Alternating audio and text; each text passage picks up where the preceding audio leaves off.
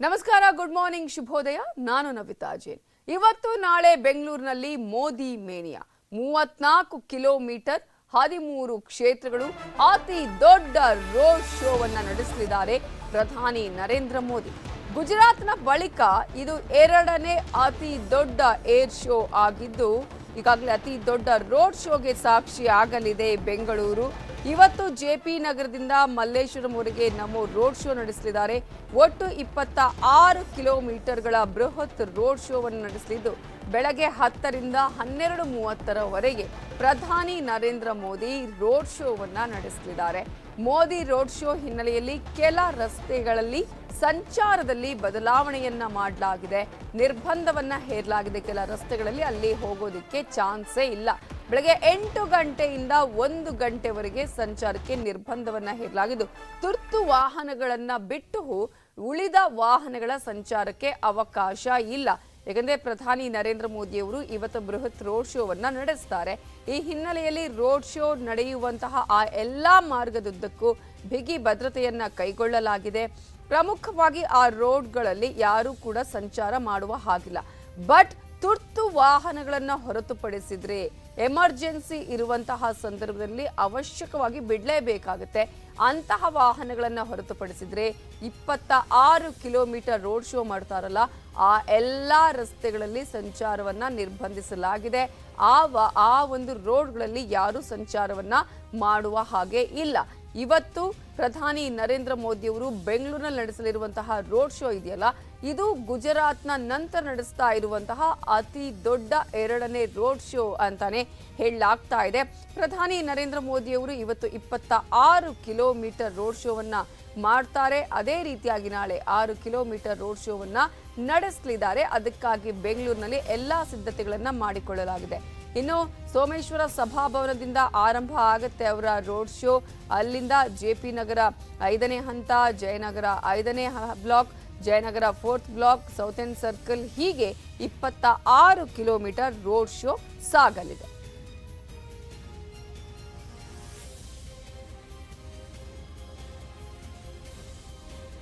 ಪ್ರಧಾನಿ ನರೇಂದ್ರ ಮೋದಿ ಅವರು ಮಾಡ್ತಾ ಇರುವಂತಹ ಈ ರೋಡ್ ಶೋ ಇವತ್ತು ಎಲ್ಲೆಲ್ಲಿ ಸಾಗತ್ತೆ ಅಂತ ನಾವು ನೋಡ್ತಾ ಹೋಗೋದಾದ್ರೆ, ಪ್ರಧಾನಿ ನರೇಂದ್ರ ಮೋದಿ ಅವರು ಮೊದಲಿಗೆ ಇವತ್ತು ಆರಂಭ ಮಾಡೋದು ಶ್ರೀ ಸೋಮೇಶ್ವರ ಸಭಾಭವನದಿಂದ ತನ್ನ ರೋಡ್ ಶೋವನ್ನ ಆರಂಭ ಮಾಡ್ತಾರೆ. ಅಲ್ಲಿಂದ ಜೆಪಿ ನಗರದ 5ನೇ ಹಂತ, ಜೆಪಿ ನಗರದ 5ನೇ ಹಂತದಿಂದ ನೇರವಾಗಿ ಜಯನಗರ 5th ಬ್ಲಾಕ್ಗೆ ಅವರ ರೋಡ್ ಶೋ ಬರುತ್ತೆ. ಅಲ್ಲಿಂದ ನೇರವಾಗಿ ಜಯನಗರ 4th ಬ್ಲಾಕ್, ನಂತರ ಸೌತ್ ಎಂಡ್ ಸರ್ಕಲ್ ಮಾರ್ಗವಾಗಿ ಮಾಧವ್ ರಾವ್ ಸರ್ಕಲ್, ಅಲ್ಲಿಂದ ಯಾವ ರೀತಿಯಂತಹ ಮ್ಯಾಪ್ ಹೋಗುತ್ತೆ ಅನ್ನೋದು ನಿಮ್ಗೆ ನಾವು ತೋರಿಸ್ತಾ ಇದೀವಿ. ಜಯನಗರ 4ನೇ ಬ್ಲಾಕ್ನಿಂದ ಸೌತ್ ಎಂಡ್ ಸರ್ಕಲ್ಗೆ ರೋಡ್ ಶೋವನ್ನ ನಡೆಸ್ತಾರೆ. ಅಲ್ಲಿಂದ ನೇರವಾಗಿ ಮಾಧವ್ ರಾವ್ ಸರ್ಕಲ್ಗೆ ಅವರ ರೋಡ್ ಶೋ ಬರುತ್ತೆ. ನಂತರ ಗಾಂಧಿ ಬಜಾರ್ ಅಂದ್ರೆ ರಾಮಕೃಷ್ಣ ಆಶ್ರಮದ ಹತ್ರ ಈ ರೋಡ್ ಶೋ ಸಾಗಲಿದೆ. ಅಲ್ಲಿಂದ ನೇರವಾಗಿ ಉಮಾ ಥಿಯೇಟರ್ ಸಿಗ್ನಲ್ ಬಳಿ ರೋಡ್ ಶೋ ನಡೆಯುತ್ತೆ. ಮೈಸೂರು ರೋಡ್ ಸಿಗ್ನಲ್ನಲ್ಲೂ ಕೂಡ ಅವರ ರೋಡ್ ಶೋ ನಡೆಯಲಿದ್ದು, ನಂತರ ಗೋವಿಂದರಾಜ್ ನಗರ ಆ ಭಾಗದಲ್ಲಿ ರೋಡ್ ಶೋ ನಡೆಯುತ್ತೆ. ಉಮಾ ಥಿಯೇಟರ್ನಿಂದ ಮೈಸೂರು ಸಿಗ್ನಲ್ನಿಂದ ನೇರವಾಗಿ ಪ್ರಧಾನಿ ನರೇಂದ್ರ ಮೋದಿ ಅವರ ರೋಡ್ ಶೋ ಸಾಗೋದು ಗೋವಿಂದರಾಜ್ ನಗರದಲ್ಲಿ. ಇನ್ನು ನಂತರ ಮಾಗಡಿ ರೋಡ್ ಜಂಕ್ಷನ್ನಲ್ಲಿ ಅವರ ರೋಡ್ ಶೋ ಸಾಗುತ್ತೆ. ಶಂಕರ್ ಮಠ ಚೌಕಕ್ಕೂ ಕೂಡ ಅಲ್ಲಿಗೆ ಬರುತ್ತೆ ರೋಡ್ ಶೋ. ಮಲ್ಲೇಶ್ವರಂ ಸರ್ಕಲ್ಗೆ ಪ್ರಧಾನಿ ನರೇಂದ್ರ ಮೋದಿಯವರ ರೋಡ್ ಶೋ ಹಾದು ಬರಲಿದೆ.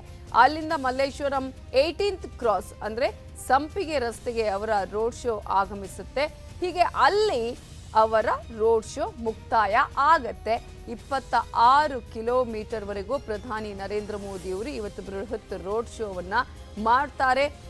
ಈ ರೋಡ್ ಶೋನಲ್ಲಿ ಹಲವಾರು ವಿಧಾನಸಭಾ ಕ್ಷೇತ್ರಗಳ, ಬೆಂಗಳೂರಿನ 13 ವಿಧಾನಸಭಾ ಕ್ಷೇತ್ರಗಳ ಅಭ್ಯರ್ಥಿಗಳ ಪರವಾಗಿ ಅವರು ಮತಯಾಚನೆಯನ್ನ ಮಾಡ್ತಾರೆ. ಇದಕ್ಕಾಗಿ ಬೆಂಗಳೂರಿಗೆ ಆಲ್ರೆಡಿ ಎಲ್ಲಾ ಸಿದ್ಧತೆಗಳನ್ನು ಕೂಡ ಮಾಡಲಾಗಿದೆ. ಎಲ್ಲಾ ಕಡೆಗಳಲ್ಲೂ ಬ್ಯಾರಿಕೇಡ್ಗಳನ್ನು ಹಾಕಲಾಗಿದೆ. ಇದಕ್ಕಾಗಿ 8,000 ಪೊಲೀಸರನ್ನ ನಿಯೋಜನೆ ಮಾಡಲಾಗಿದೆ. ಈಗಾಗಲೇ ಪೊಲೀಸರು ಹೈ ಅಲರ್ಟ್ ಅನ್ನ ಮಾಡಿದ್ದಾರೆ.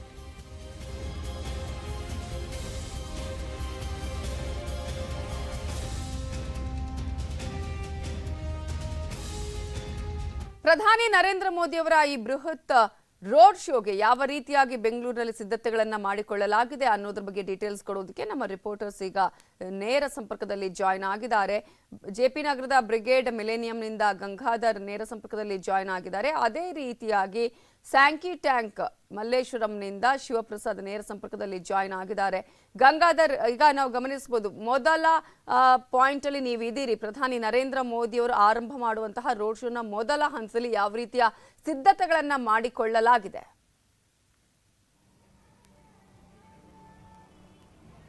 ಎಸ್ ನವಿತಾ ಜೈನ್, ಪ್ರಮುಖವಾಗಿ ರಾಜಧಾನಿಯಲ್ಲಿ ಮತಬೇಟೆಗೆ ಮೆಗಾ ರೋಡ್ ಶೋ ಮೂಲಕ ಪ್ರಧಾನಮಂತ್ರಿ ಮೋದಿ ಅವರು ಮುಂದಾಗಿರುವಂತದ್ದು. ಈಗ 10 ಗಂಟೆಗೆ ಜೆಪಿ ನಗರದ ಸೋಮೇಶ್ವರ ಸಭಾಭವನದಿಂದ ಒಂದು ರೋಡ್ ಶೋ ಪ್ರಾರಂಭ ಆಗುತ್ತೆ. ನಾನೀಗ ಆ ಪ್ರಾರಂಭವಾಗುವಂತಹ ಸ್ಥಳದಲ್ಲೇ ನಾನೀಗ ಇದ್ದೇನೆ. ಈಗ ನೋಡಬಹುದು ಪೊಲೀಸರು ಈಗ ಆಲ್ರೆಡಿ ಸುತ್ತಲೂ ಕೂಡ ಬ್ಯಾರಿಕೇಡ್ ಗಳನ್ನ ಹಾಕಿದ್ದಾರೆ. ಸೋಮೇಶ್ವರ ಸಭಾಭವನ ಏನಿದೆ ಅದರ ಮುಂಭಾಗದಲ್ಲಿ ಇಲ್ಲಿ ಬಂದು ನಂತರ ಅಂದ್ರೆ ಪ್ರಧಾನಮಂತ್ರಿ ಮೋದಿ ಅವರು ಜೊತೆಗೆ ಇಲ್ಲಿ ಬಿಜೆಪಿಯ ಪ್ರಮುಖ ನಾಯಕರು ಇಲ್ಲಿಗೆ ಬರ್ತಾರೆ. ಅನಂತರ ಇಲ್ಲಿ 10 ಗಂಟೆಗೆ ಇಲ್ಲಿ ರೋಡ್ ಶೋ ಪ್ರಾರಂಭ ಮಾಡುವಂತದ್ದು. ಸದ್ಯ ಸುತ್ತಲೂ ನೋಡಬಹುದು ಸ್ಥಳೀಯ ಅಂದ್ರೆ ಬೆಂಬಲಿಗರಾಗಿರಬಹುದು ಮತ್ತೆ ಕಾರ್ಯಕರ್ತರು ಅಥವಾ ಸಾರ್ವಜನಿಕರು ನಿಂತ್ಕೊಳ್ಳೋಕೆ ಒಂದು ಬ್ಯಾರಿಕೇಡ್ ಗಳನ್ನ ಒಂದು ವ್ಯವಸ್ಥೆಯನ್ನ ಮಾಡಿದರೆ ಇಲ್ಲಿ ಕೇಸರಿ ಒಂದು ಎಲ್ಲ ಕೂಡ ಒಂದು ಇದನ್ನು ಕಟ್ಟಿರೋ ಬ್ಯಾರಿಕೇಡ್ ಗಳಿಗೆ ಕಟ್ಟಿರುವಂತದ್ದು. ಆ ಬ್ಯಾರಿಕೇಡ್ ಗಳ ಒಳಗಡೆ ಏನು ಇಲ್ಲೆಲ್ಲ ಕೂಡ ಇರಬೇಕಾಗುತ್ತೆ. ಅಂದ್ರೆ ಅವ್ರು ಯಾರಿಗೂ ಕೂಡ ಒಳಗಡೆ ಬರೋಕೆ ಅವಕಾಶದಿಲ್ಲ. ಇಲ್ಲಿ ಒಂದು ವೆಹಿಕಲ್ ಅನ್ನ ಅವರು ಮೋದಿ ಅವರು ಹತ್ಕೊಳ್ಳುವಂತದ್ದು. ವೆಹಿಕಲ್ ಮುಖಾಂತರವಾಗಿ ಇಲ್ಲಿಂದ ಪ್ರಧಾನಮಂತ್ರಿ ಮೋದಿ ಅವರು ಸಾಗಲಿದ್ದಾರೆ. ಅಂದ್ರೆ ಯಾರಿಗೊಬ್ಬರಿಗೂ ಕೂಡ ಒಂದು ಒಳಗಡೆ ಬರೋಕೆ ಅವಕಾಶಗಳಿಲ್ಲ. ಮತ್ತೆ ಎಲ್ಲ ಆ ಬ್ಯಾರಿಕೇಡ್ ನ ಹೊರಭಾಗದಲ್ಲಿ ಸಾರ್ವಜನಿಕರು ಬೆಂಬಲಿಗರು ಎಲ್ಲರೂ ಕೂಡ ನೋಡ್ಬೇಕಾಗುತ್ತೆ. ಹೀಗಾಗಿ ಬಹಳ ಕಟ್ಟೆಚ್ಚರವನ್ನ ವಹಿಸಿದ್ದಾರೆ. ಮತ್ತೆ ಬೆಂಗಳೂರನ್ನ ಬಹಳ ಸೂಕ್ಷ್ಮ ಪ್ರದೇಶ ಅಂತ ಹೇಳ್ಕೊಂಡು ಈಗ ಏನು ಬೆಂಗಳೂರು ಕೇಂದ್ರ ಗೃಹ ಇಲಾಖೆ ಪರಿಗಣಿಸಿರುವಂತದ್ದು. ಈ ನಿಟ್ಟಿನಲ್ಲಿ ಸಾಕಷ್ಟು ಕಟ್ಟೆಚ್ಚರವನ್ನ ವಹಿಸಿಕೊಂಡಿರುವುದು. ಸುಮಾರು 10,000ಕ್ಕೂ ಹೆಚ್ಚು ಪೊಲೀಸರನ್ನ ನಿಯೋಜನೆ ಮಾಡಿಕೊಳ್ಳಲಾಗಿದೆ. ಪ್ರಮುಖವಾಗಿ ಈಗ ಈ ಸಭಾಭವನದ ಒಂದು ನೇತೃತ್ವವನ್ನ ವಹಿಸಿಕೊಂಡಿರುವಂತದ್ದು ಇಲ್ಲಿ ದಕ್ಷಿಣ ವಿಭಾಗದ ಡಿಸಿಪಿ ಆಗಿರುವಂತಹ ಏನು ಕೃಷ್ಣಕಾಂತ್ ಅವರು ನೇತೃತ್ವ ವಹಿಸಿಕೊಂಡಿದ್ದಾರೆ. ಸದ್ಯ ಎಲ್ಲ ಪ್ರತಿಯೊಂದು ಮಾಹಿತಿಯನ್ನ ಸಿಬ್ಬಂದಿಗಳನ್ನ ನಿಯೋಜನೆ ಮಾಡಬೇಕು. ಮುಫ್ತಿಯಲ್ಲಿ ಇಲ್ಲಿ ಕಾರ್ಯಾಚರಣೆಯನ್ನ ಮಾಡ್ಕೊಳ್ಬೇಕಾಗುತ್ತೆ. ಮತ್ತೆ ಪ್ರತಿಯೊಂದು ಮೆಟಲ್ ಡಿಟೆಕ್ಟರ್ ಅನ್ನ ಕೂಡ ಪ್ರತಿಯೊಂದು ಹಂತದಲ್ಲಿ ಇಲ್ಲಿ ಇಡಲಾಗಿದೆ. ಅಂದ್ರೆ ಅನುಮಾನಿತ ವ್ಯಕ್ತಿಗಳು ಯಾರಾದ್ರೂ ಬರಬಹುದು ಅನ್ನೋ ನಿಟ್ಟಿನಲ್ಲಿ ಸಾಕಷ್ಟು ಭದ್ರತಾ ಒಂದು ವ್ಯವಸ್ಥೆಯನ್ನ ಇಲ್ಲಿ ಪೊಲೀಸರು ಮಾಡಿಕೊಂಡಿರುವಂತದ್ದು. ಮತ್ತೆ 10 ಗಂಟೆಗೆ ಈ ಒಂದು ರೋಡ್ ಶೋ ಇಲ್ಲಿ ಪ್ರಾರಂಭ ಆಗುತ್ತೆ. ಈ ರೋಡ್ ಶೋ ಪ್ರಾರಂಭ ನೋಡಿ ಇಲ್ಲಿ ಸಾರ್ವಜನಿಕರು ಕೂಡ ನಿಂತ್ಕೊಳ್ಳುವಂತಹ ಒಂದು ವ್ಯವಸ್ಥೆಯನ್ನ ಸುತ್ತಲೂ ಕೂಡ ಬ್ಯಾರಿಕೇಡ್ ಗಳನ್ನ ರಸ್ತೆ ಯುದ್ಧಕ್ಕೂ ಕೂಡ ಇದು ಸ್ಟಾರ್ಟಿಂಗ್ ಬ್ರಿಗೇಡ್ ಮಿಲೇನಿಯಂ ಮುಖಾಂತರವಾಗಿ ಸಭಾಭವನದಿಂದ ಪ್ರಾರಂಭ ಆಗುತ್ತೆ. ಅನಂತರ ಸುಮಾರು 26 ಕಿಲೋಮೀಟರ್ವರೆಗೂ ಕೂಡ ಈ ಒಂದು ಮೆಗಾ ರೋಡ್ ಶೋ ಹಮ್ಮಿಕೊಳ್ಳಲಾಗಿದೆ. ಪ್ರತಿ ಹಂತದಲ್ಲೂ ಕೂಡ ಪೊಲೀಸ್ ಭದ್ರತೆ ಮತ್ತೆ ಪ್ಯಾರಾಮಿಲಿಟರಿ ಫೋರ್ಸ್ ಏನಿದೆ ಸುಮಾರು ಅದು 4,500 ಪ್ಯಾರಾಮಿಲಿಟರಿ ಫೋರ್ಸ್ ಅನ್ನ ಈ ಬಾರಿ ಹಾಕೊಂಡಿರುವಂತದ್ದು. ಈ ರೋಡ್ ಶೋ ಕೂಡ ಸೂಕ್ಷ್ಮ ಪ್ರದೇಶವಂತಹ ಚಾಮರಾಜಪೇಟೆ ಮುಖಾಂತರವಾಗಿ ಹಾದು ಹೋಗೋ ನೆಲೆಯಲ್ಲಿ ಸಾಕಷ್ಟು ಪೊಲೀಸರು ಭದ್ರತೆಯನ್ನು ವಹಿಸಿಕೊಂಡಿದ್ದಾರೆ. ಈಗ ಪೊಲೀಸ್ ಸಿಬ್ಬಂದಿ ಏನು ಒಂದು ಪ್ಲಾನ್ ಅನ್ನ ಮಾಡ್ಕೊಂಡಿದ್ದಾರೆ. ಅಲ್ಲಿ ಟ್ರಾಫಿಕ್ ಪೊಲೀಸರು ಅಂದ್ರೆ ಇಲ್ಲಿ ಡೈವರ್ಷನ್ ಅನ್ನ ಮಾಡಬೇಕಾಗುತ್ತೆ. ಹೀಗಾಗಿ ಡೈವರ್ಷನ್ ನಂತರ ರಸ್ತೆಗಳಲ್ಲಿ ಸಾರ್ವಜನಿಕರಿಗೆ ಯಾವುದೇ ರೀತಿ ಸಮಸ್ಯೆ ಆಗಬಾರ್ದು ಅಂತ ಹೇಳಿ ಒಂದ್ ಕಡೆ ಟ್ರಾಫಿಕ್ ಪೊಲೀಸರು ಒಂದ್ ಕಡೆ ಲಾ ಅಂಡ್ ಆರ್ಡರ್ ಪೊಲೀಸರು ಪ್ರತಿಯೊಂದು ಮಾಹಿತಿಗಳನ್ನ ತೆಗೆದುಕೊಳ್ತಾ ಇರುವಂತದ್ದು. ಮತ್ತೆ ಅಲ್ಲಿ ಎಲ್ಲ ಕಡೆ ಬೇಕಾದಂತಹ ವ್ಯವಸ್ಥೆಯನ್ನು ಮಾಡ್ಕೊಂಡಿದ್ದಾರೆ. ಅದು ಆಲ್ರೆಡಿ ಈಗ ಕಾರ್ಯಕರ್ತರು ಬಿಜೆಪಿಯ ಬೆಂಬಲಿಗರೆಲ್ಲರೂ ಕೂಡ ಒಬ್ಬೊಬ್ಬರಾಗಿ ಬಂದು ಇಲ್ಲೆಲ್ಲರೂ ಕೂಡ ಜಮಾವಣೆ ಆಗ್ತಾ ಇರುವಂತದ್ದು. ಸದ್ಯ ಒಟ್ಟಾರೆಯಾಗಿ ನವಿತಾ ಜೈನ್ ಸುಮಾರು 10 ಗಂಟೆಗೆ ಪ್ರಾರಂಭವಾಗುವಂತಹ ಮೋದಿಯವರ ಒಂದು ಮೆಗಾ ರೋಡ್ ಶೋಗೆ ಎಲ್ಲ ಸಕಲ ಸಿದ್ಧತೆಗಳು ನಡೆದಿದೆ. ಅದೇ ರೀತಿಯಲ್ಲಿ ಪೊಲೀಸರು ಕಟ್ಟೆಚ್ಚರವನ್ನು ವಹಿಸಿದ್ದು ಭದ್ರತೆಗೆ ಬೇಕಾದಂತಹ ಪೊಲೀಸ್ ಸಿಬ್ಬಂದಿಯನ್ನ ನಿಯೋಜನೆ ಮಾಡಿಕೊಂಡಿರುವಂತದ್ದು. ಹಾಗೆ ಸಂಪರ್ಕದಲ್ಲಿ ಗಂಗಾಧರ್, ಇನ್ನು ಮಲ್ಲೇಶ್ವರಂನ ಸ್ಯಾಂಕಿ ಟ್ಯಾಂಕ್ ಇದು ಪ್ರಧಾನಿ ನರೇಂದ್ರ ಮೋದಿ ಅವರು ಅಲ್ಲಿ ತನ್ನ ರೋಡ್ ಶೋವನ್ನ ಮುಗಿಸ್ತಾರೆ ಇವತ್ತು. ಆ ಭಾಗದಲ್ಲಿ ನಮ್ಮ ರಿಪೋರ್ಟರ್ ಶಿವಪ್ರಸಾದ್ ನೇರ ಸಂಪರ್ಕದಲ್ಲಿದ್ದಾರೆ. ಶಿವಪ್ರಸಾದ್, ಮೊದಲ ಪಾಯಿಂಟ್ ಮತ್ತು ಎಂಡ್ ಪಾಯಿಂಟ್ ಅಲ್ಲಿ ಹೆಚ್ಚಿನ ಸಂಖ್ಯೆಯಲ್ಲಿ ಜನ ಸೇರ್ತಾರೆ. ನಾವು ಪ್ರತಿ ರೋಡ್ ಶೋದಲ್ಲೂ ಗಮನಿಸಿದಾಗ್ಲೂ ಕೂಡ ಎಲ್ಲಾ ಕಡೆ ಇದ್ರೂ ಕೂಡ ಅದಕ್ಕಿಂತ ಹೆಚ್ಚಿನ ಸಂಖ್ಯೆಯಲ್ಲಿ ಅಲ್ಲಿಗೆ ಜನ ಸೇರ್ತಾರೆ. ಸೊ ಅಲ್ಲಿ ಯಾವ ರೀತಿಯಾದ ಸಿದ್ಧತೆಗಳನ್ನ ಮಾಡಿಕೊಳ್ಳಲಾಗಿದೆ?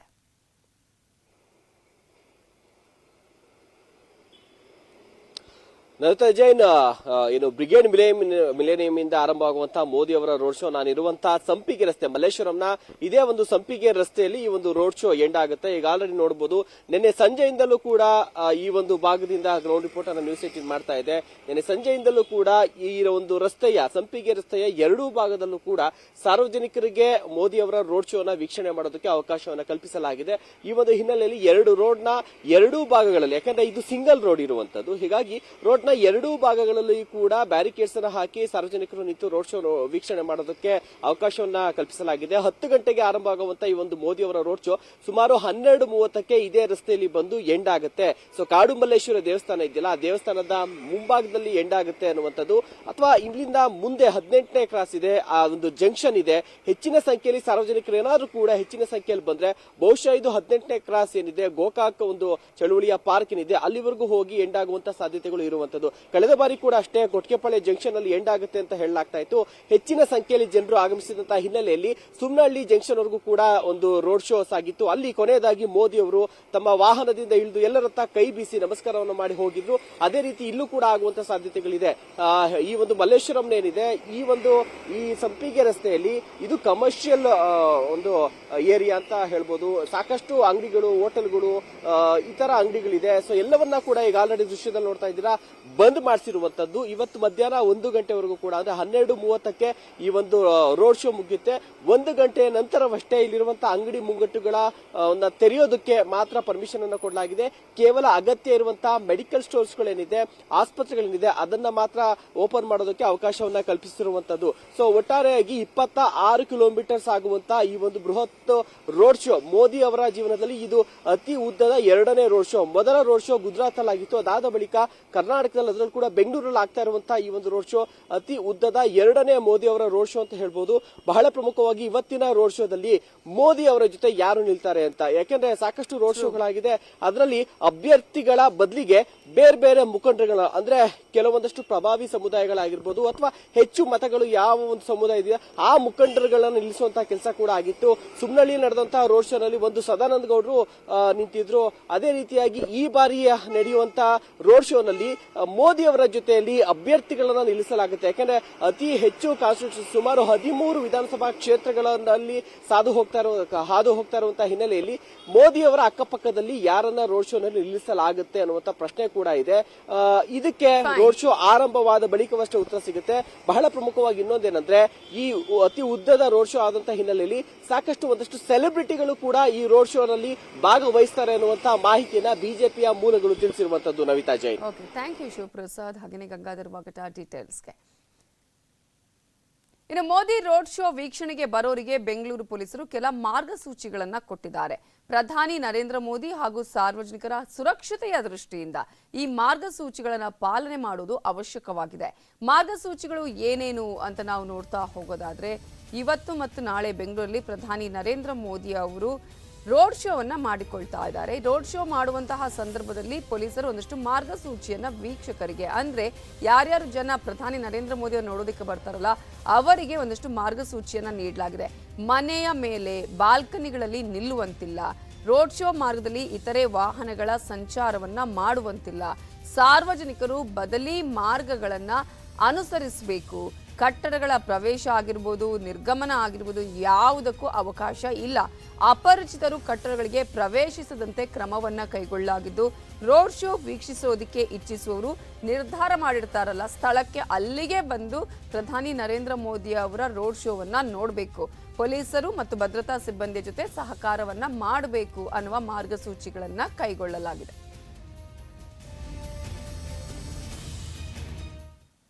ಮೋದಿ ರೋಡ್ ಶೋ ಮಾರ್ಗದಲ್ಲಿ ಹೈ ಸೆಕ್ಯೂರಿಟಿಯನ್ನ ನಿಯೋಜನೆ ಮಾಡಲಾಗಿದೆ. ರೋಡ್ ಶೋ ಭದ್ರತೆಗೆ ಅಂತಾನೆ 8,000 ಪೊಲೀಸ್ ಸಿಬ್ಬಂದಿಯನ್ನ ನಿಯೋಜನೆ ಮಾಡಲಾಗಿದೆ. ನಿನ್ನೆ ಸಂಜೆಯಿಂದನೇ ಇದಕ್ಕಾಗಿ ಎಲ್ಲಾ ಸಿದ್ಧತೆಗಳನ್ನ ಪೊಲೀಸರು ಮಾಡ್ತಾ ಇದ್ದಾರೆ. 26 ಕಿಲೋಮೀಟರ್ ರೋಡ್ ಶೋ ವರೆಗೂ ಭಾರಿ ಭದ್ರತೆಯನ್ನ ಕೈಗೊಳ್ಳಲಾಗಿದೆ. ನಗರ ಪೊಲೀಸ್ ಇಲಾಖೆಗಿಂತಲೂ ಕೇಂದ್ರ ಗೃಹ ಇಲಾಖೆ ಹೆಚ್ಚಿನ ಎಚ್ಚರವನ್ನ, ಅಂದ್ರೆ ಕಟ್ಟೆಚ್ಚರವನ್ನ ವಹಿಸಿದೆ. ಸೂಕ್ಷ್ಮ ಪ್ರದೇಶದ ಮೇಲೆ ಕಣ್ಣಿಟ್ಟಿದೆ ಕೇಂದ್ರ ಗೃಹ ಇಲಾಖೆ. 4,500 ಸಿಆರ್ಪಿಎಫ್ ಶಸ್ತ್ರಸಜ್ಜಿತ ಭದ್ರತಾ ಸಿಬ್ಬಂದಿಯನ್ನು ನಿಯೋಜನೆ ಮಾಡಲಾಗಿದೆ. ಎಲ್ಲೋ ಲೋಪ ಆಗಬಾರದು ಅನ್ನುವ ನಿಟ್ಟಿನಲ್ಲಿ ಪ್ರಧಾನಿ ನರೇಂದ್ರ ಮೋದಿ ಅವರು ಇವತ್ತು ಕೈಗೊಂಡಿರುವ ರೋಡ್ ಶೋಗೆ ಹೆಚ್ಚಿನ ಭದ್ರತೆಯನ್ನ ಒದಗಿಸಲಾಗಿದೆ. ಅದೇ ಕಾರಣಕ್ಕಾಗಿ 8,000 ಪೊಲೀಸರನ್ನ ನಿಯೋಜನೆ ಮಾಡಲಾಗಿದೆ. ಸೂಕ್ಷ್ಮ ಪ್ರದೇಶಗಳಲ್ಲಿ ಪೊಲೀಸರು ಹೆಚ್ಚಿನ ನಿಗಾ ವಹಿಸಿದ್ದಾರೆ. ಹೈ ಅಲರ್ಟ್ ಅನ್ನ ಮಾಡಲಾಗಿದೆ. ಪ್ರಧಾನಿ ನರೇಂದ್ರ ಮೋದಿ ಅವರ ಭದ್ರತೆ ಹೇಗಿದೆ ಅನ್ನೋದು ನಿಮಗೆ ಪ್ರತಿ ಬಾರಿ ಕೂಡ ಗಮನಕ್ಕೆ ಬಂದಿರುತ್ತೆ. ಆ ಭದ್ರತೆಯ ನಡುವೆನೇ ಹೆಚ್ಚಿನ ಪೊಲೀಸರನ್ನು ನಿಯೋಜನೆ ಮಾಡಲಾಗಿದೆ. ಇದರ ಬಗ್ಗೆ ಇನ್ನಷ್ಟು ಡೀಟೇಲ್ಸ್ ಕೊಡೋದಕ್ಕೆ ನಮ್ಮ ರಿಪೋರ್ಟರ್ ಮಂಜು ಆರ್ಯ ನೇರ ಸಂಪರ್ಕದಲ್ಲಿ ಜಾಯ್ನ್ ಆಗಿದ್ದಾರೆ. ಮಂಜು ಆರ್ಯ, ಪೊಲೀಸರ ಭದ್ರತೆ ಒಂದ್ ಕಡೆ, ಸಿಆರ್ಪಿಎಫ್ ಭದ್ರತೆ ಮತ್ತೊಂದು ಕಡೆ, ಹಾಗೇನೆ ಎಸ್ಪಿಜಿ ಭದ್ರತೆ ಗೊತ್ತಿರುವ ಹಾಗೇನೆ. ಸೊ ಹಿನ್ನೆಲೆಯಲ್ಲಿ ಪ್ರಧಾನಿ ಅವರ ರೋಡ್ ಶೋಗೆ ಯಾವ ರೀತಿಯಾದಂತಹ ಕ್ರಮಗಳನ್ನ, ಬಿಗಿ ಬಂದೋಬಸ್ತನ್ನ ಕೈಗೊಳ್ಳಲಾಗಿದೆ?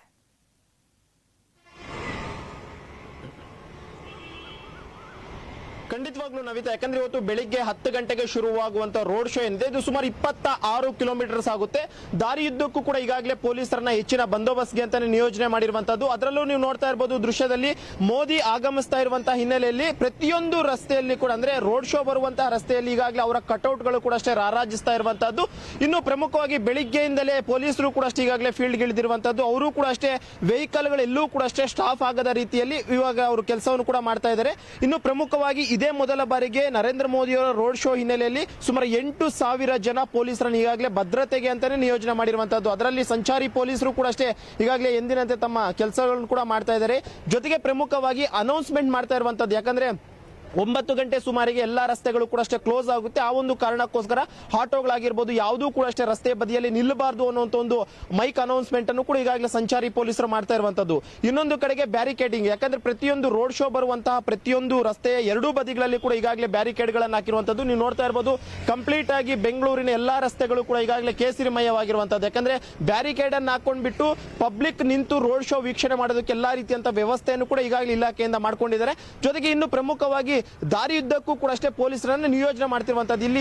ಅಲ್ಲಿ ಇನ್ನೊಂದು ರೋಡ್ ಏನ್ ಕಾಣ್ತಾ ಇದೆ, ವೆಹಿಕಲ್ ಗಳು ಬರ್ತಿರುವಂತಹ ಆ ಕಡೆ ರೋಡ್, ಆ ಒಂದು ರೋಡ್ ಅನ್ನ ಕಂಪ್ಲೀಟ್ ಆಗಿ ಕ್ಲೋಸ್ ಮಾಡ್ತಾರೆ. ಯಾಕಂದ್ರೆ ಎರಡೂ ಬದಿಗಳಲ್ಲಿಯೂ ಕೂಡ ಅಷ್ಟೇ ಜನ ನಿಂತ್ಕೊಂಡು ನೋಡೋದಕ್ಕೆ ಒಂದು ಅವಕಾಶವನ್ನ ಮಾಡಿಕೊಟ್ಟಿದ್ದಾರೆ.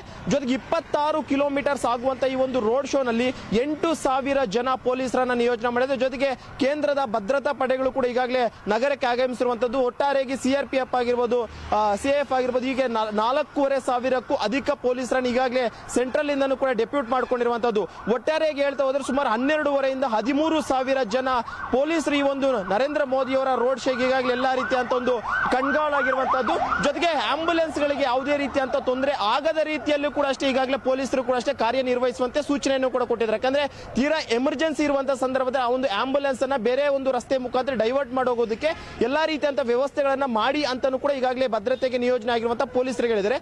ಈಗಾಗಲೇ ನೀವು ದೃಶ್ಯದಲ್ಲೂ ಕೂಡ ನೀವು ನೋಡ್ತಾ ಇರಬಹುದು ಮೋದಿ ಬರುವಂತಹ ರೋಡ್ ಶೋ ಏನಿದೆ ಆ ಒಂದು ರಸ್ತೆ ಉದ್ದಕ್ಕೂ ಕೂಡ ಈಗಾಗಲೇ ಬಿಬಿಎಂಪಿ ಇಂದ ಸ್ವಚ್ಛತಾ ಕಾರ್ಯಗಳನ್ನು ಕೂಡ ಮಾಡ್ಕೊಂತಿದ್ದಾರೆ. ಯಾಕಂದ್ರೆ ರೋಡ್ ನಲ್ಲಿರುವಂತಹ ಎಲ್ಲಾ ಕಸ ಕಡ್ಡಿ ಎಲ್ಲವನ್ನೂ ಕೂಡ ಈಗಾಗಲೇ ತೆಗೆಯುವಂತ ಕೆಲಸವನ್ನು ಕೂಡ ಬಿಬಿಎಂಪಿ ಇಂದ ಆಗ್ತಿರುವಂತದ್ದು.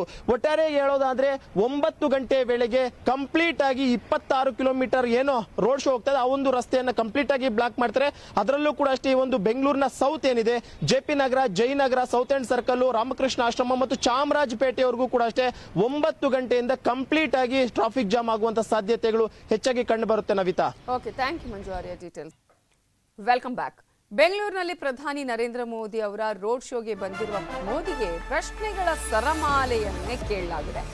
ಮಹತ್ವ ಕರ್ನಾಟಕ ಮತ್ತು ಎದ್ದೇಳು ಕರ್ನಾಟಕ ಈ ಸಂಸ್ಥೆಗಳು ಪ್ರಧಾನಿ ನರೇಂದ್ರ ಮೋದಿಗೆ ಬಹಿರಂಗ ಪತ್ರವನ್ನ ಬರೆದಿದ್ದು, ಪ್ರಧಾನಿ ನರೇಂದ್ರ ಮೋದಿ ಅವರು ಸಾಕ್ತಾ ಇರುವಂತಹ ರೋಡ್ ಶೋ ಇದೆಯಲ್ಲ, ಆ ಮಾರ್ಗ ಇದೆಯಲ್ಲ, ಪ್ರತಿಯೊಂದು ರಸ್ತೆ, ಆ ಸ್ಥಳಗಳಲ್ಲಿರುವಂತಹ ವಿವಾದಗಳನ್ನು ಉಲ್ಲೇಖಿಸಿ ಪ್ರಶ್ನೆಯನ್ನ ಮಾಡಲಾಗಿದೆ, ಬಹಿರಂಗ ಪತ್ರವನ್ನ ಬರೆಯಲಾಗಿದೆ. ಪ್ರಧಾನಿ ನರೇಂದ್ರ ಮೋದಿ ಅವರಿಗೆ ಸಾಕಷ್ಟು ಪ್ರಶ್ನೆಗಳನ್ನು ಇಲ್ಲಿ ಕೇಳಲಾಗಿದೆ. ಇದರ ಬಗ್ಗೆ ಇನ್ನಷ್ಟು ಡೀಟೇಲ್ಸ್ ಕೊಡೋದಕ್ಕೆ ನಮ್ಮ ರಿಪೋರ್ಟರ್ ಆಶಿಕ್ ಮುಲ್ಕಿ ನೇರ ಸಂಪರ್ಕದಲ್ಲಿ ಜಾಯ್ನ್ ಆಗಿದ್ದಾರೆ. ಆಶಿಕ್ ಮುಲ್ಕಿ, ಈಗ ಪ್ರಧಾನಿ ನರೇಂದ್ರ ಮೋದಿ ಅವರ ರೋಡ್ ಶೋ ಬಿಜೆಪಿಗೆ ದೊಡ್ಡ ಮಟ್ಟದ ಬೂಸ್ಟ್, ಇಲ್ಲಿ ಇನ್ನೂ ಹೆಚ್ಚಿನ ಕ್ಷೇತ್ರಗಳನ್ನ ಗೆಲ್ಲಬೇಕು ಅನ್ನುವಂಥ ನಿಟ್ಟಿನಲ್ಲಿ ಈ ರೋಡ್ ಶೋ ಅನ್ನ ಬಿಜೆಪಿ ಮಾಡಿದೆ. ಆದ್ರೆ ಪ್ರಧಾನಿ ಅವರಿಗೇನೆ ಅನೇಕ ಸಂಘ ಸಂಸ್ಥೆಗಳು ಈಗ ಪತ್ರವನ್ನ ಬರೆಯೋದ್ರ ಮೂಲಕ, ಆ ಪ್ರಶ್ನೆಗಳನ್ನ ಕೇಳುವುದರ ಮೂಲಕ ಇಲ್ಲಿ ಏನೇನು ಸಮಸ್ಯೆಗಳಿದೆ, ಯಾವ ರೀತಿಯ ವಿವಾದಗಳಿದೆ, ಅದಕ್ಕೆ ಉತ್ತರವನ್ನ ಪಡೆಯುವಂತಹ ಪ್ರಯತ್ನನ ಹೇಗೆ?